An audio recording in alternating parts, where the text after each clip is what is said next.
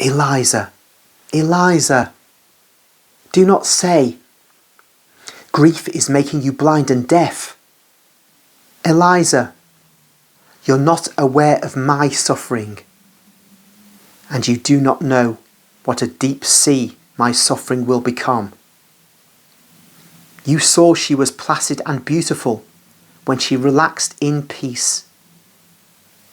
In your arms, I've been contemplating my child for over 30 years, and beyond the smooth, clean body that I contemplate and caress, I see the wounds of the man of sorrows that my son will be.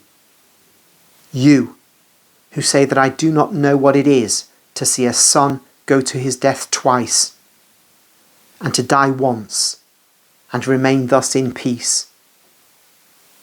Do you know what it means to a mother to see such a vision for so many years? My son, here he is. He's already dressed in red, as if he were coming out of a bath of blood. And soon, before long, the face of your daughter will not yet have become dark in her grave, and I shall see him dressed in the purple of his innocent blood, of the blood that I gave him. And while you received your daughter on your heart, do you know what my sorrow will be like? Seeing my son die like a criminal on a cross of wood. Look at him, the saviour of everybody, in their spirits and in their flesh, because the flesh of those saved by him will be incorrupt and blessed in his kingdom. And look at me. Look at this mother who continually accompanies and takes her son to the sacrifice. Oh, I would not hold him back one step. I can understand you, poor mother, but try and understand my heart. Do not hate my son. Annalia would not have been able to put up with the agony of her Lord, and her Lord made her blessed in an hour of jubilation. Eliza has stopped weeping upon hearing this revelation. She stares at Mary, whose pale face of a martyr is wet with silent tears.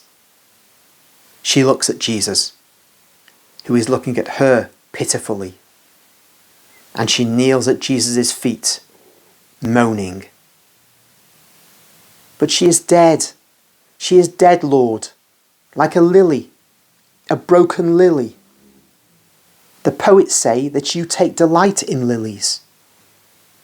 Oh, really? You, born of the lily Mary, often come down among flowery flower beds, and you turn purple roses into snow-white lilies, and you pick them, removing them from the world. Why? Why, Lord? Is it not fair that a mother should enjoy the rose born of her? Why extinguish its purple in the cold whiteness of death of a lily? Lilies. They will be the symbol of those women who love me as my mother loved God. The snow-white flower bed of the divine King. But we mothers shall weep. We mothers have a right to our children. Why deprive them of life? I do not mean that, woman. The daughters will remain, but consecrated to the King, like the virgins in the palaces of Solomon. Remember the song, and they will be spouses, the beloved on the earth and in heaven. But my daughter is dead. She is dead. And she resumes weeping in a heart-rending manner. I am the resurrection and life. Who believes in me, even if he dies, will live. And I solemnly tell you that he will never die.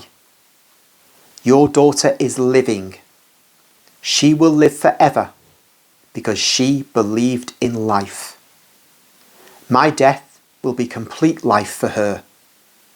She was aware of the joy of living in me before being aware of the grief of seeing me torn away from life. Your sorrow makes you blind and deaf. As my mother rightly says, you will soon be repeating the word I sent you this morning. Her death was really a grace of God. Believe me, woman, horror is hanging over this place.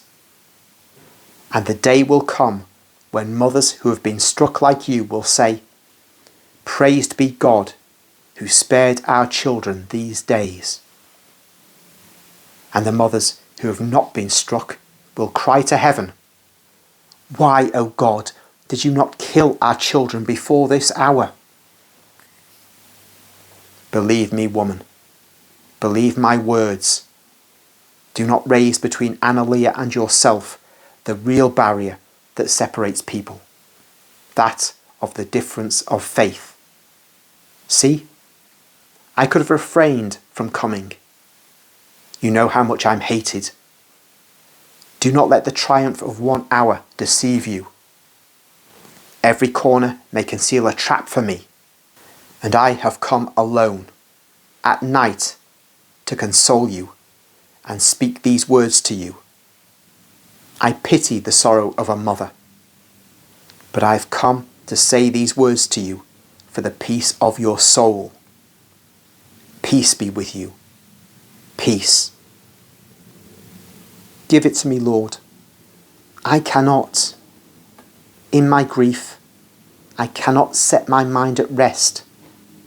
But you, who give life back to the dead and health to the dying, give peace to the heart of a mother torn by grief. Let it be so, woman. Peace to you. He imposes his hands on her, blessing her and praying silently over her. Mary has also knelt down beside Eliza, embracing her with her arm. Goodbye, Eliza. I am going. Shall we not meet again, Lord?